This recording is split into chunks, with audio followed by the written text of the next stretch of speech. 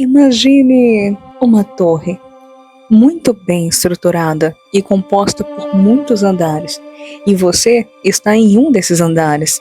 Você olha ao redor e entende o que está abaixo de ti também. Você nota as plantas, os animais, os organismos em si, até mesmo a biologia. Então você dá nomes e até mesmo cria teorias. Mas aí então você olha para cima e não vê mais nada. Você fica completamente incomodado. Quem está no primeiro andar não vê o segundo. Quem está no segundo não compreende o terceiro, e assim adiante. Podemos chamar isso de realidade. Se tomarmos isso com seriedade, não apenas como uma experiência subjetiva, mas como uma ordem, podemos perceber que há graus de ser, ou seja, modos distintos de existir. Uma pedra existe, mas ela não vive. Uma planta vive, mas ela não percebe. Um animal percebe, mas ele não compreende. O ser humano compreende. E ao compreender, ele pode perceber que há algo muito além do que ele mesmo alcança. Aristóteles já afirmava que a alma é, de certo modo, todas as coisas, porque no conhecimento o ser humano é capaz de receber o mundo em si mesmo, mas essa capacidade, embora extraordinária, não é absoluta, ela tem limites.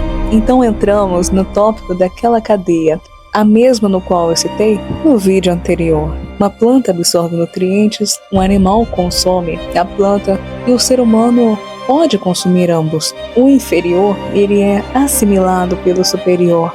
Aquilo que é menos complexo é mais disponível, é mais aberto.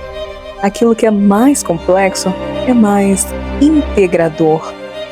Você não pede permissão à planta para se alimentar dela, pede. E não é porque você é moralmente superior, mas porque você ocupa um nível de organização onde aquilo pode ser incorporado a você. Se os seres humanos conseguem compreender aquilo que está abaixo deles, por que ainda assim gostam de assumir que compreendem tudo que está acima? O inferior ele não acessa o superior porque lhe faltam as estruturas necessárias para isso. E isso é uma questão de natureza. Um animal não entende matemática não porque não tentou, mas porque sua forma de consciência não comporta esse tipo de apreensão. Jacob von Uexküll, ou Jacob von Uexküll, chamou isso de Umwelt, onde cada espécie vive no mundo próprio, cortado por suas capacidades sensoriais e de ação. Um carrapato vive em um universo reduzido a cheiro e calor. Isso não é uma escolha, mas é a totalidade do real acessível para ele. Se sua capacidade de conhecer é limitada pela sua estrutura, então sua visão da realidade também é. Immanuel Kant afirma que não conhecemos a coisa em si, mas apenas aquilo que nossa mente consegue organizar. Há sempre um limite, e ainda assim, frequentemente, o ser humano age como se esse limite fosse o todo. Kant enfatiza limites do conhecimento. Apenas percebemos o mundo à medida das formas de nossa mente. Ao contrário do fenômeno, o noumeno ou noumeno é incognoscível, existindo fora do tempo e do espaço, inacessível à razão humana. Isso mostra que os animais, as plantas e os humanos, eles possuem um próprio Umwelt. Servir significa a relação de integração funcional. O inferior existe de modo que seus recursos sejam aproveitados pelo seu superior. O inferior não é completo em suas funções. Seres inferiores não possuem todas as capacidades do superior. Se há um nível de realidade superior ao humano, então ele é, por definição, inacessível em sua totalidade. Não porque seja inexistente, mas porque ultrapassa a estrutura da nossa consciência. Ele não será plenamente compreensível. E isso é Deus. Deus não é um ser muito poderoso dentro da torre. Ele não é o último andar. Ele é aquilo que torna a torre possível. Tomás de Aquino diz que Deus é o próprio ato de ser subsistente. Não um ente entre outros, mas uma fonte de todo ser. Você existe porque você participa do ser que ele sustenta. A doutrina católica clássica diz que há ordem e hierarquia entre os seres criados. O homem foi criado para esse fim e toda a criação existe para servi-lo. Deus tudo criou para o homem, mas o homem foi criado para servir e amar a Deus e para lhe oferecer toda a criação. Qual é, pois, o ser que vai chegar à existência rodeado de tal consideração? É o homem, grande e admirável figura vivente, mais precioso aos olhos de Deus que toda a criação. É o homem para quem existe o céu e a terra e o mar e a totalidade da criação, e a cuja salvação Deus deu tanta importância que por ele nem ao seu próprio filho poupou. Porque Deus não desiste de tudo realizar para fazer subir ao homem até si e fazê-lo sentar à sua direita. Vale notar também a analogia do ser na teologia tomista, onde toda criatura participa e anuncia Deus de forma finita. Porém, como afirma Tomás de Aquino, não podemos conhecer Deus univocamente. O ser humano alcança vestígios do divino na natureza e na graça, mas não conhece Deus diretamente em sua essência pela razão natural, apenas parcialmente por analogias.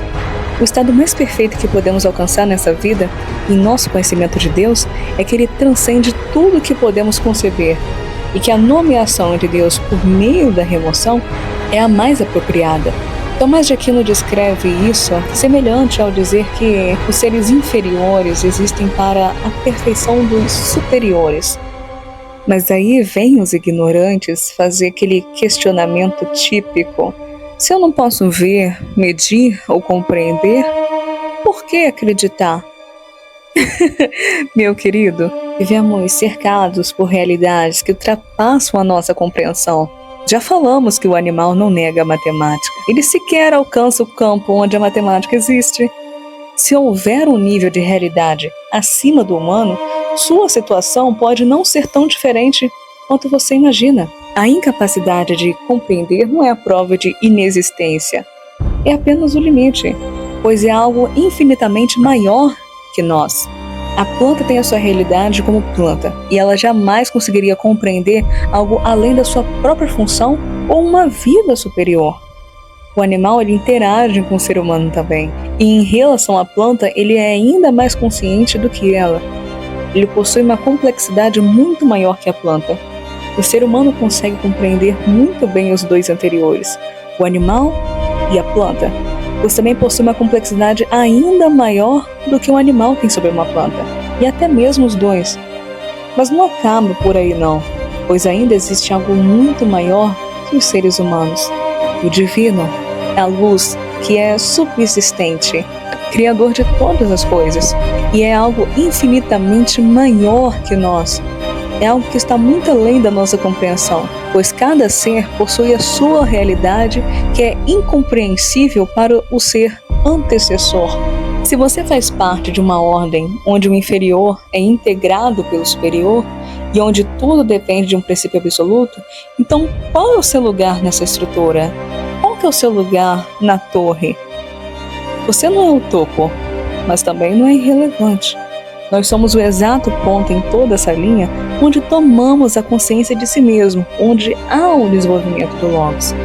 Na torre não termina onde vemos, ela continua, e o fato de não conseguirmos enxergar o próximo nível, isso não faz encerrar a realidade, apenas mostra o lugar de onde estamos olhando. Ao longo da modernidade, surgem algumas frases que procuram condensar uma postura cética diante a transcendência, como se fossem chaves definitivas para poder encerrar o problema.